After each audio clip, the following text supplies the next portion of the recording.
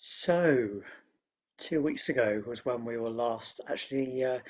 Vajra talked about enlightenment as well last week, but yeah, as a Sangha, 2 weeks ago. We were last with the Buddha's enlightenment, and our exploration continues.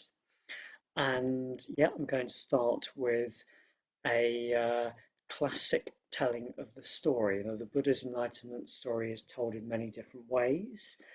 And here is a story in the classic sense of the Buddha's enlightenment. So there he is, sitting underneath the Bodhi tree. It wasn't called that at that time, I suppose, at that moment. Sitting underneath this peepal tree, and he's resolved he is going to do whatever it takes to break through, to be liberated. And he sits there, and it's a full moon night, as indeed it is tonight. And he's sitting there, and his mind is entering into meditation. And what happens? Well, what happens is somebody turns up to really try and get in the way. And this somebody is called Mara. So Mara is a figure who pops up here and there in the Buddhist tradition. Very loosely speaking, you could say is a bit like a Buddhist equivalent of Satan, the Christian Satan. Um, wouldn't like to try and disentangle the difference and the similarity there, but if you like, he is everything that wants to get in the way of our liberation. And we'll leave aside the question as to whether in any sense he might be external or whether is in our minds. That's an arbitrary distinction as far as Buddhism is concerned. But there is Mara. Mara comes along, and there's the Buddha trying to gain enlightenment, and he doesn't like it at all. I can leave it to you to how you want to picture Mara. Perhaps he's a sort of a wizened old or angry looking fellow. Sometimes he's described as being like a dark swirling cloud. Who, well, yes, what might he look like? And Mara starts off by bringing in his army, or armies indeed.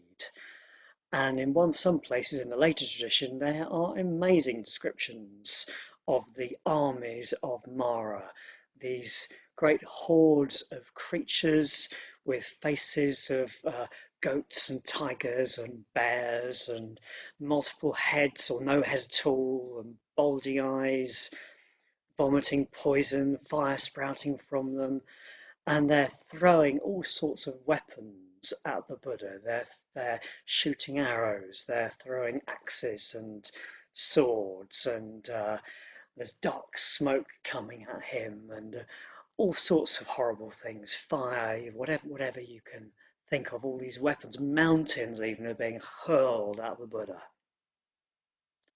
and the Buddha is just sitting there in meditation. And what happens? These weapons that are being thrown, just when they come close to the Buddha, when they hit, if you like, the sort of aura of his meditation, they're just transformed into flowers that fall at his feet. In one version of a very similar story, they turn into all sorts of different offerings, flowers, incense. Yeah, I can't remember what else, but yeah, they turn into offerings, as it were, to the Buddha. So the army gives up in disgust. They can't get anywhere with shaking off this enlightenment. So then Mara calls in his daughters. And he's got three daughters in one particular account, whose names translate as lust, not just in the sexual sense, but more broadly, discontent, which I might come back to, and craving. And these demonesses, if you like, try to seduce and entice the Buddha, try to lure him away, taking many, many different beautiful forms. The Buddha just carries on meditating. And they give up. They say, no, can't do it. He's just not interested. So then Mara tries one more trick. And he says to the Buddha, this is a bit like the lawyer. He says to the Buddha, well, you're sitting in this place where the Buddhas of old have all sat. Who do you think you are? Right? What right do you think you've got to think you can do this? And the Buddha leans forward gently, and maybe he doesn't lean forward. He touches the ground with his hand. You often see this in Buddha rupas, Buddha statues, don't you? The Buddha is sometimes touching the ground, very earthing gesture. And in response to that, it's said that the earth resounds, the earth shakes, and up emerges this figure who's sometimes called the earth goddess. And she says, yes, he is ready. He's done all this spiritual work over a long, long period of time. The conditions are right, as it were. He is able to gain enlightenment. And Mara just is totally defeated and flees away. And the Buddha awakens. So that is a mythic account of the Buddha's enlightenment. You don't actually get all of that appearing all together in exactly that way in the early scriptures, but the elements, many of them are there, and then the mythic story is elaborated later.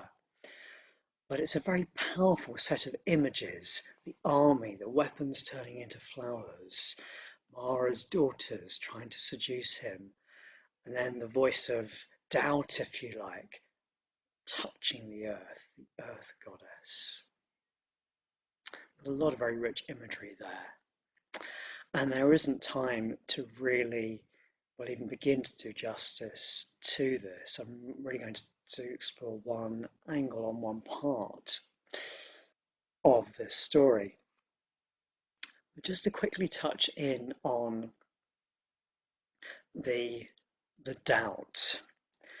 Who do you think we are? who do you think you are? You might be able to gain enlightenment, Mara's saying.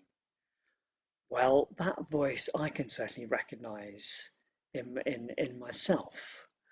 I can sit down to meditate. I sat down to meditate yesterday morning, in the morning, and my mind was all over the place, and I was really sort of yeah, just being pulled in all sorts of directions, and not very sort of bright. My mind wasn't very bright, and hadn't been for some days in the morning actually. And it was very tempting to just sort of throw the towel in, as it were, say, oh no, I'm just going to go back to bed. I can't do it this morning. I can't meditate this morning. And even if I wasn't a bit more experienced, I might be saying, I can't meditate at all. We're not special. We can meditate. it's a matter of finding, finding the way that will work for us at any given moment. But I stayed with it, and I remained mind going all over the place actually, but nevertheless at a deeper level I settled gradually. So I may come back to that. So Mara's voice of doubt can come up for us, and we need to get real with that. Get real, look at our experience. We can make progress. We can resonate with truth. We can get into a calm state. I think we'll have more on that story, the earth touching the earth goddess, next week. So I'll leave that there. So we have the armies throwing all these ghastly weapons. And it'd be very easy to see that, and we could see this in terms of ill will, anger, hatred, these kinds of forces. The beautiful thing about myth is you cannot say exactly what it means. That's not the point to try and pin down exactly what it means. It resonates in different ways at different levels. That would be one way of looking at the armies. However, I'm going to take a slightly counterintuitive approach tonight because I found one of the early Buddhist scriptures lists the armies of Mara. Now, I don't think this is a definitive list, but I was interested by it. And I'm not going to give you the full list, it would take a bit going into. There's 10 of them listed, but most of them are varieties of craving, not of ill will and anger and hatred actually, but of, or even aversion, but of craving. In fact, some of them correspond to Mara's daughters. There's sensual desire, there's again arati, discontent, not being content with the simple life, and there's craving itself, as it were, in the most perhaps fundamental form. So these and others are armies of Mara, and I find that very interesting. Just the weapons of craving being thrown at us. Do we see craving as dangerous, actually? Because from a point of view of the spiritual life, it is. It is. So this is what I want to explore a bit. Craving, is to begin with. So craving is, well, what is it? Obviously, this doesn't, I'm sure you're all familiar with this, doesn't just mean desire in the very general sense of the word. It's not talking about um, physiological need for food, say, nor about higher aspirations. It's talking about when the idea we have of a little me in here who's separate from the world around has to protect itself by building what I've heard someone very effectively call the ego castle, sort of fortress of self, as it were, trying to protect, shore up, build a self that can withstand being separate from the universe, which it cannot. And doesn't have to because it isn't separate. I say this, I still believe that it is on the whole. Part of me doesn't, but a lot of me does still believe that it is separate.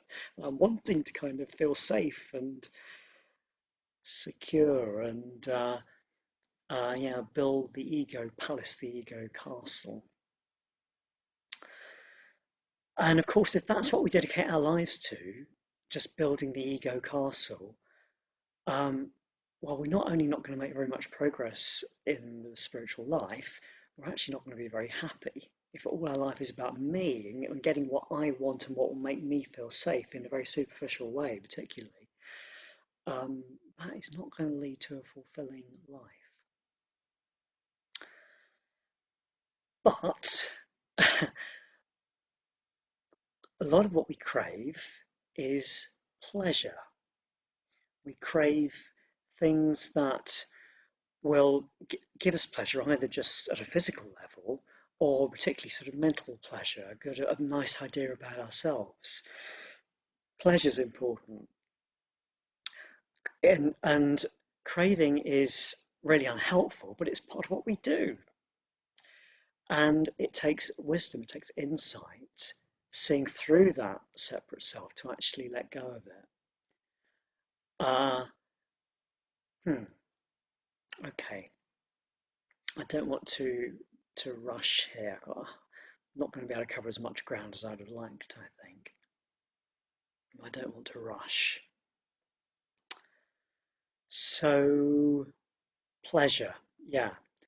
So, the Buddha is sitting in meditation, and uh, I don't think that when Mara's daughters come, or the arrows, if you see them as craving, that he's just sort of like, no, I'm not going to go there. I don't think that's what's going on. Now, sometimes we need to do that. Sometimes we need to just say, no, we need to be disciplined. I'm not going down that road, especially if we've got a really strong addiction or something that we're craving that's actually we can see is really going to be harmful, either for ourselves or for others. So I have a friend who is a Buddhist, but not in the Cambridge Sangha, who has a mild addiction to alcohol, not a strong one, but a mild addiction to alcohol, and he's aware of the effects that has upon his mind, not extreme ones, but nevertheless, it gets in the way of meditation in particular. And so he's decided one glass, as it were, a day at the most, and most days, not even that. He's set a discipline, and that is really helping him just loosen that pull. And that may mean that it isn't a problem with that kind of discipline. So there's a place for discipline in relation to craving. However, that's not what's going on for the Buddha, I don't think, under the Bodhi tree. He's in touch with a different type of pleasure. There's more to it than that, which hopefully I'll come back to, I've already mentioned, but he's in touch with a different type of pleasure to begin with. And what we're talking about here is, I could just talk about the pleasure of meditation, but let's broaden it out, because meditation is not always necessarily that pleasurable if we struggle with it, as I did yesterday morning and often do to some extent. What we're talking about is the difference between a skillful or wholesome mental state and an unskillful or an unwholesome mental state. Yeah. Now it's pretty obvious with the unskillful state of aversion or ill will, that is actually pretty unpleasant. That kind of narrow, kind of blaming, kind of state. That is actually a really unpleasant place to be. Nevertheless, we get some sort of a kick out of it and we're attached to it. Craving is less obvious because let's suppose, for example, well, let me take what's my favourite craving, as some of you have heard me talk about before. I have a particular tendency to be pulled towards puzzles and games. I have a certain discipline with regard to certain games that I know are just not a place I can afford to go. But at the moment, it's Microsoft Solitaire or Patience, being a Brit, Patience cards on my laptop. And there is a certain pleasure in that, or there can be. And I'm aware that when I start to get pulled in that way, my attention kind of narrows in a way which actually is not that pleasant. So I've explored recently, over the last week or so particularly, I've been exploring sort of doing nothing versus playing solitaire. By the way, I'm not saying there's anything wrong with games. We're talking about mental states here.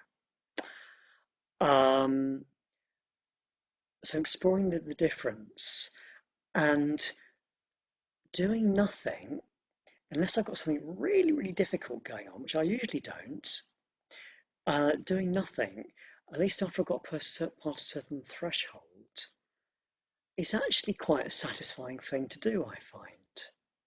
Now, that may not be the case for everyone, this is just an example, but there's a kind of a wholeness, even if I've got something going on that's actually rather uncomfortable, nevertheless, there's a kind of a wholeness in being with myself, in feeling connected with myself, and knowing that I'm doing something that's conducive to more self-awareness and more wholeness and growth.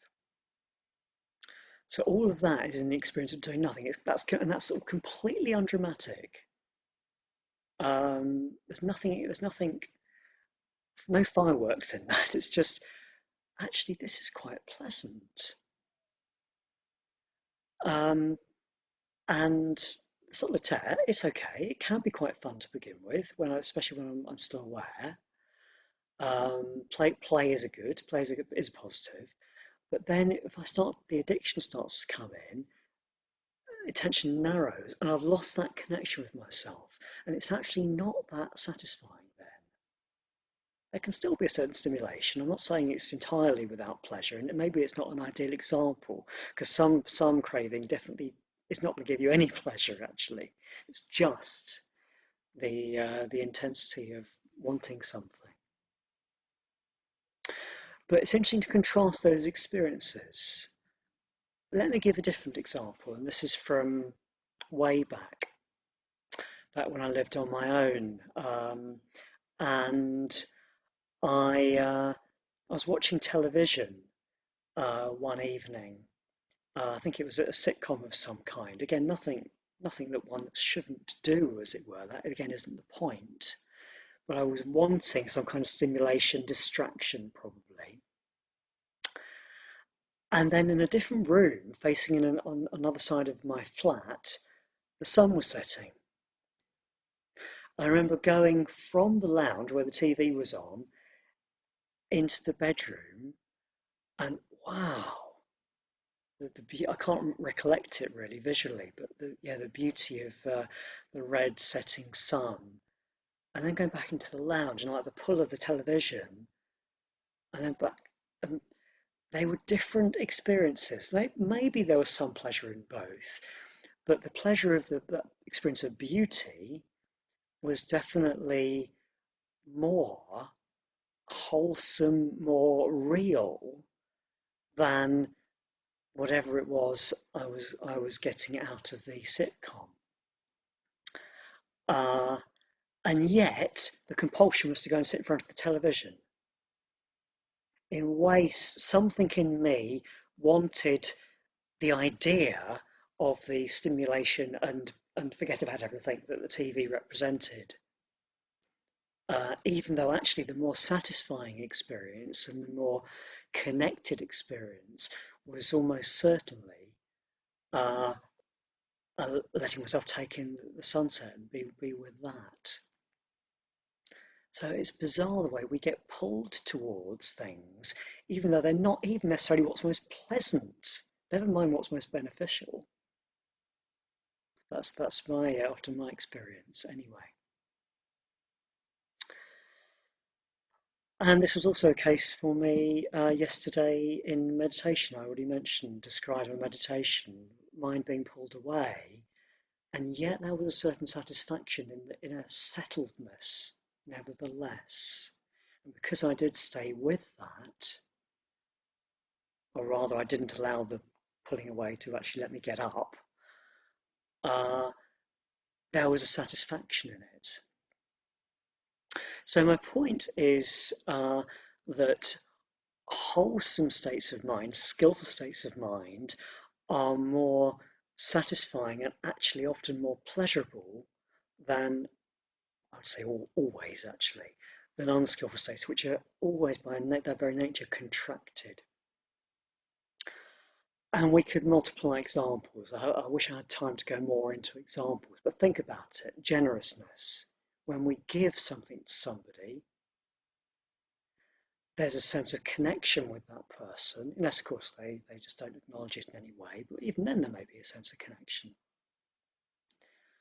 Actually, think about last week. If you went to the COVID-19 in India appeal, um, even if you didn't give money, you gave your attention and you were engaging with something that was painful, i.e., the suffering of people in India. But nevertheless, there's a heart expanding and a connection with that it's sort of it's in my experience trembling with. I think that was the phrase that Padmavajra used.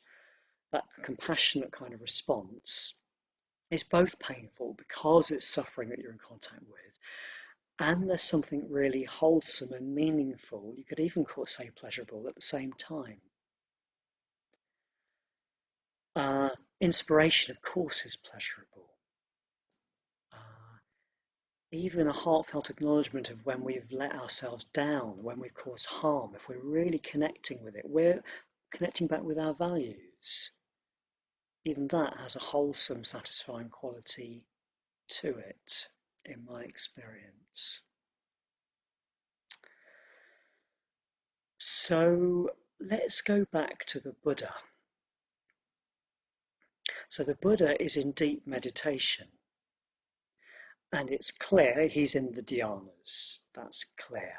In fact, he says as he goes through the dhyanas and pleasure arises, and I allowed no such pleasure as came over me to gain power over my mind. So he doesn't crave, he doesn't get attached to the pleasure, but he does experience it. A bit like the experience of beauty, we don't get attached to a sunset probably. So the pleasure deepens and deepens, and the mind becomes more and more concentrated as that happens. And then, of course, he's able to look into what's really going on in the mind, in its depths, and see there's no need for this craving and this aversion. It's just based on a wrong idea, a delusion. And of course, there it is, it's gone. Um, why would we get so caught up in me, in building the ego fortress, when we see there's nothing to defend? That actually we're in a connected relationship with others, our experience, the world, with what's most deeply important to us. That connection is there and in a sense cannot be broken. It's just that we get in the way of it because we're trying to shore up this idea we have of a separate and fixed me. So there's the wisdom, which is of course the final reason why craving has no effect on the Buddha. He doesn't experience craving, it's freedom from that. And just to link back into happiness before I start to wrap up. So a friend of mine, Manjavajra, some of you will know, very experienced order member. So he actually led my ordination course in Spain, going back quite a long time. And I remember him saying on that course that he had realized that bliss, actually let's pause that, bliss is sukha. That's the Pali or Sanskrit word sukha, which is the opposite of dukkha, suffering, unsatisfactoriness. Sukha, bliss. So Manjuvajra said he'd recognized that bliss was freedom from craving. That bliss is what arises. Bliss is the absence, as it were, of craving, freedom from it. And that resonates with my experience in terms of lower levels of happiness, bliss. That, yeah, it's when I've let go. I've let go of wanting anything. A deep contentment is shading into bliss, sukha. And the Buddha says that nirvana, enlightenment, is the highest bliss.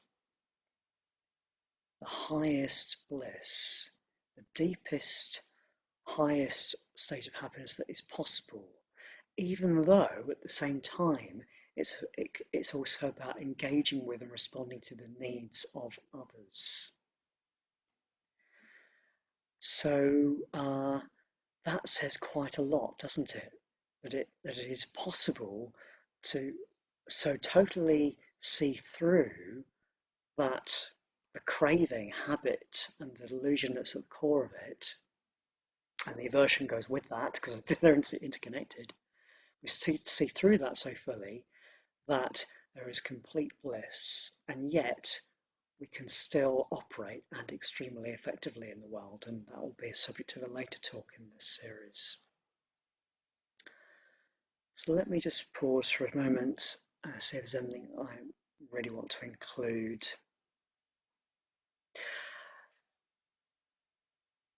Yeah, let me, I'll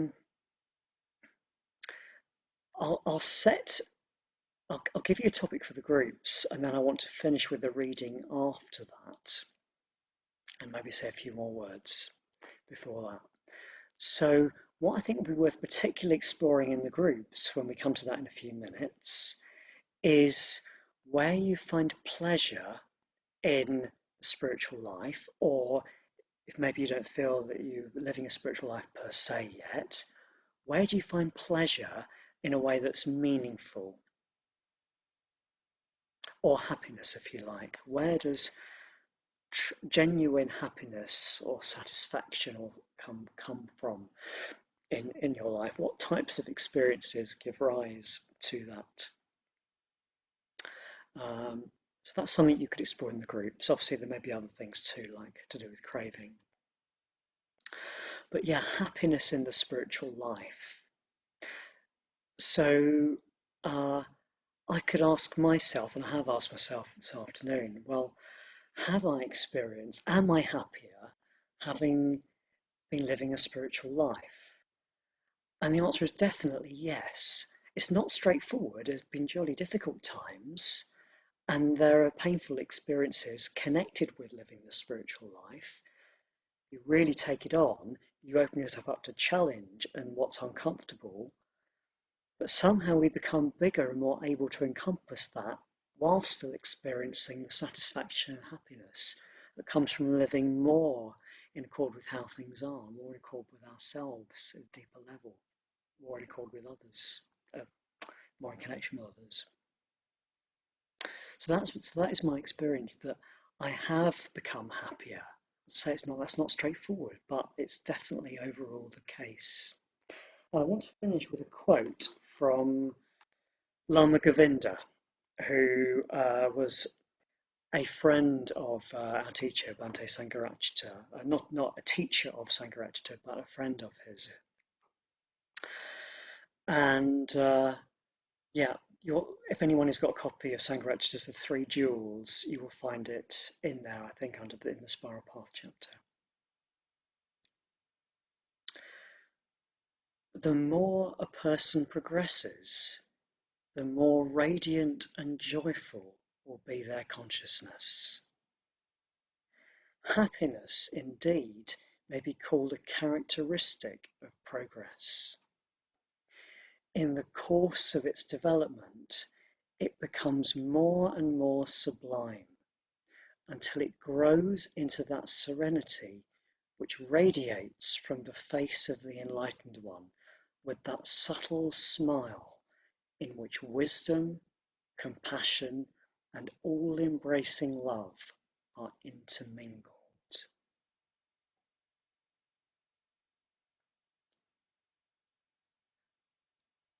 So, that in mind, I invite you to go to your groups and explore pleasure and happiness.